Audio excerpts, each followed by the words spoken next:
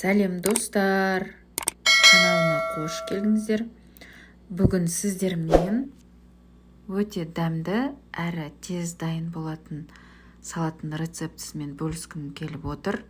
Видеоны соңына дейін көріңіздер. Қажетті ингредиенттердің барлығын алдын ала дайындап алдым. Брокколи, жұмыртқа, сарымсақ. Дайын болған брокколимізді ыдысқа саламыз. Туралған жұмыртқамызды ыдысқа саламыз. Одан кейін жүгерімізді ыдысқа саламыз. Осындай жүгерімен де және де сарымсақты майдалап турап саламыз. Қажеттіліктеріңізге байланысты қоссаңыздар болады. Укропты қоссақ болады.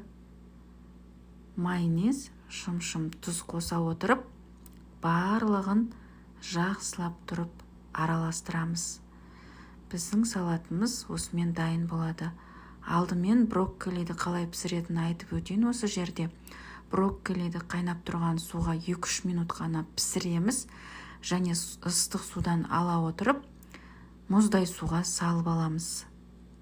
Және сол кезде брокколиміз әдемі, дәмді әрі тез піседі. Бүгінгі рецептісімен бөлістім. Өте дәмді әрі тез шықты салатымыз. Міндетті түрде жасап көруге кеңес беремін. Және де менің каналыма тіркеліп қойыңыздар. Өздеріңіздің әдемі лайктарыңызды баса отырып, міндетті түрде комментарияны жазып өтіңіздер.